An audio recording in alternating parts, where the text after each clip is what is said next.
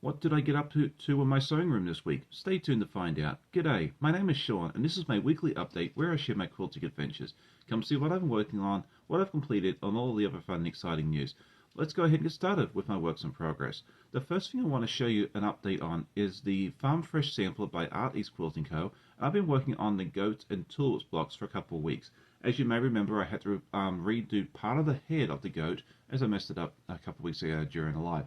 But I am happy to say that it is done, and we now have a completed goat, and then the tulips are underneath as well. So this is a view of the block altogether. I think it turned out really, really nicely. Let me know what you think. We'll see this again next week. I'll bring it back because we actually got to attach this to one of the previous blocks. I believe it's the chicken, eggs, and turnips, but I can't remember for sure. My memory's not that good. Next thing I want to show you is an update on the 100 Acre Woods sew along by Art East Quilting Co. It is a Winnie the Pooh inspired sew along, and we are working on the 5th block, which is Kangaroo, one of my favorites. They're Australian, right? And so we've cut out all the fabric for this, and we've also started working on Kanga's head. Love the fabrics. This texture here is just absolutely amazing. And I've actually started using a new tool. I've had this laying around for way too long, but I'm actually using the Acorn Easy Press pen to do the seams on the back. And it was something that John suggested to me to try, and it's working really, really well. I may be a convert for doing this for these things. We'll have to see. Time will tell on that. And then you may be wondering if I've made any progress on Toasty. And the answer to that is yes and no. I did not do any stitching. However, I was watching a live of a friend of mine, Donna by Handmade by Ying, where she does all hers in a beautiful binder. And I thought that was fantastic. Go check out that video if you haven't already, when she interviews Mike Odell, who's the founder of this company.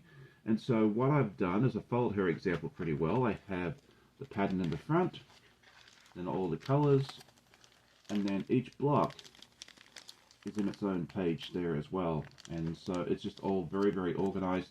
And I think this is going to really, really help me keep it all together. Well, that's what I have for my works in progress. I'll have some finished objects to show you later on the episode, but before we do that, let's go ahead and do our week in review. If you're new to the channel, welcome. Thank you so much for checking it out. But this is a series of videos I take during the week, most of me sewing and also any adventures I get up to. So I hope you enjoy.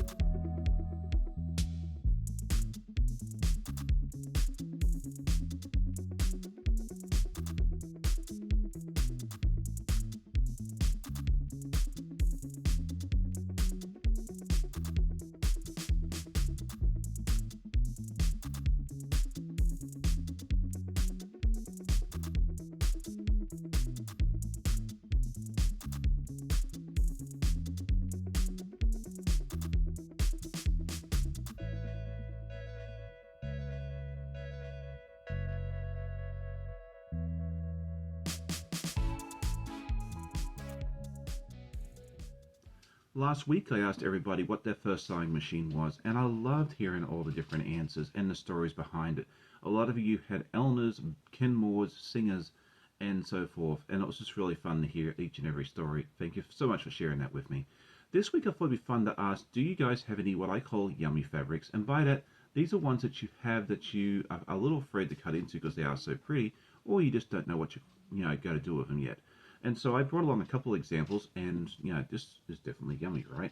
Beautiful donuts, all the beautiful donuts. I bought this at Joann's. I think it was a remnant. I think there was like a yard and some change. It was like $1.40 with tax a few years back.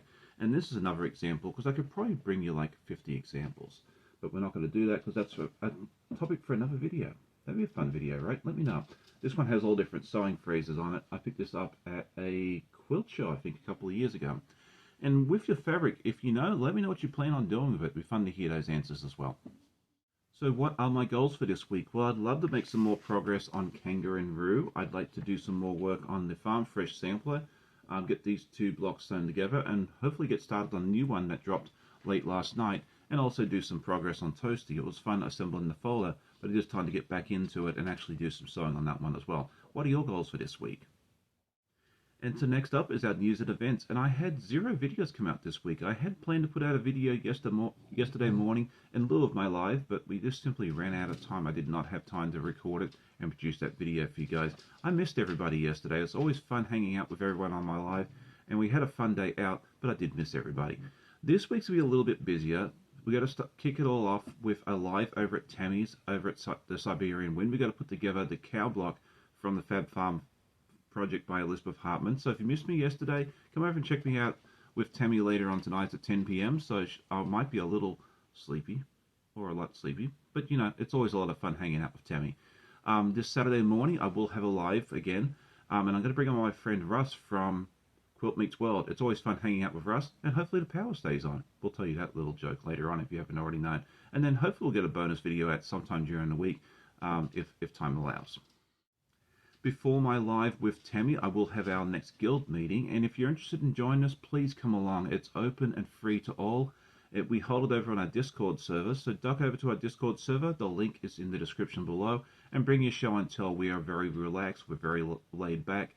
We do this show and tell and any other guild business, which I don't know if we have any, but we always have a good time. So if you're looking for a guild home, you don't have to go anywhere, you don't have to drag your machine anywhere, you just show up and have a good time with us. We'd love to see you there. As many of you know, I purchased a new sewing machine a couple of weeks ago, and unfortunately it's not here yet. I have been in good communication with the quilt shop, who advised it was on back order, but we've now got a machine coming to me hopefully in the next week or so. So maybe next week we'll be able to show you the machine, or possibly the week after. So a little bit longer wait, but I can assure you it's well worth the wait, and I'm looking forward to it coming in.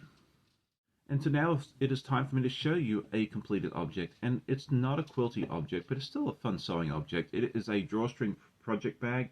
These are primarily made for knitters and crocheters, but you can use these for all sorts of things. You can put makeup in it, or pretty much anything you want. This was a request from a friend of ours. She wanted one in this particular fabric. I had some extra laying around. And these go together in about 45 minutes, so they're really fun to, you know, just put together and that sort of thing there as well. I do have a tutorial on how to make these, so go and check it out if you're interested in making this. And do you have any other tutorials you'd like me to try and produce? If so, let me know in the comments.